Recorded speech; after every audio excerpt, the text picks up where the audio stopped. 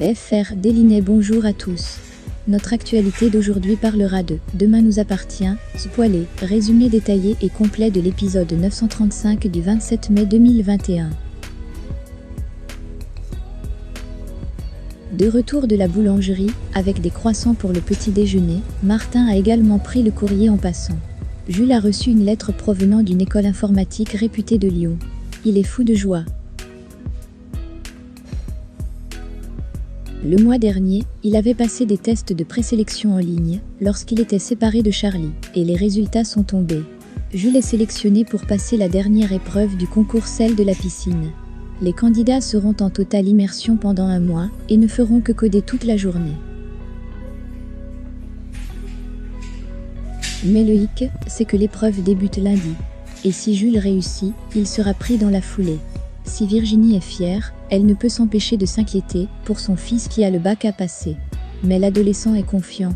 Il fera les allers-retours pour les épreuves, et avec le contrôle continu, il est certain de décrocher son bac.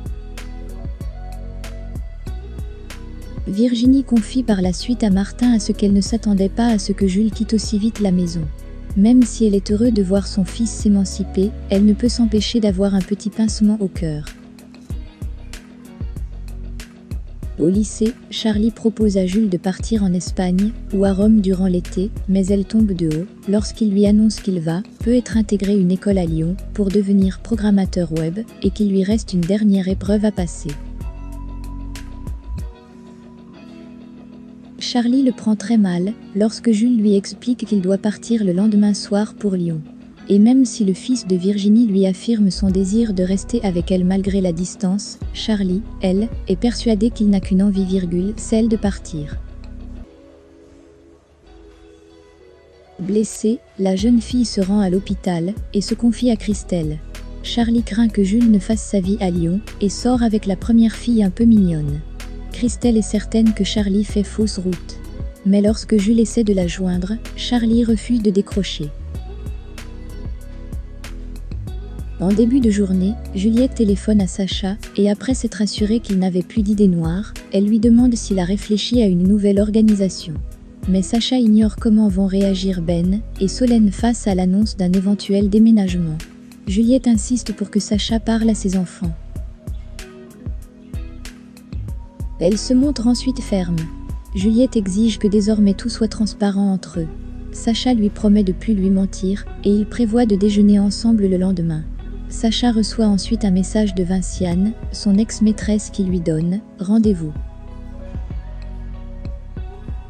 Océane remarque qu'un adolescent observe sa maison, et elle comprend très vite qu'il s'agit de Ben, le frère de Solène, et donc son demi-frère.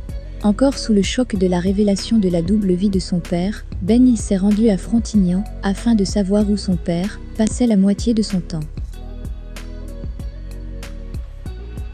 Océane lui confie que cette révélation a été également violente pour elle et sa famille. Elle lui explique que pour expliquer ses absences, Sacha prétendait travailler sur une plateforme pétrolière.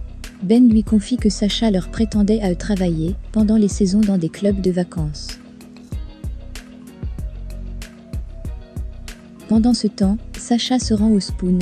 Après la tentative de suicide de son frère, Tristan s'est radouci vis-à-vis de lui. Sacha est décidé à faire face à ses problèmes et à essayer de tout arranger en parlant franchement avec tout le monde, à commencer par Juliette. Un client, le troisième depuis le début de la matinée, annule sa séance de coaching. Tristan veut en avoir le cœur net et demande à Sacha s'il a tué Clémentine. Son frère répond par la négative et lui affirme que jamais il ne lui aurait fait du mal. Après la visite de son demi-frère, Océane n'a pas pu s'empêcher de visiter les profils des réseaux sociaux de Ben et Solène. Elle montre à Gaspard une photo de Sacha et de ses deux autres enfants prise le lendemain de ses 14 ans. Sacha retrouve Vinciane au bord de l'étang. Elle lui fait de nouveau des avances, mais Sacha refuse de coucher avec elle. Elle le menace de se rendre à la police pour faire avancer l'enquête qui piétine. Vinciane compte leur parler de la manière dont ils s'éclataient, de leur partie de jambes en l'air à la limite de la violence avec des gifles, et de cette fois où il a complètement perdu les pédales en la frappant si fort qu'elle a dû poser un arrêt de travail de 5 jours. Au poste de police, Martin informe le procureur de l'arrêt des investigations, mais l'enquête sur la disparition de Clémentine reste ouverte. Le commandant Contant reste convaincu que Sacha a tué Clémentine. En attendant, faites-nous part de vos commentaires dans la section commentaires ci-dessous.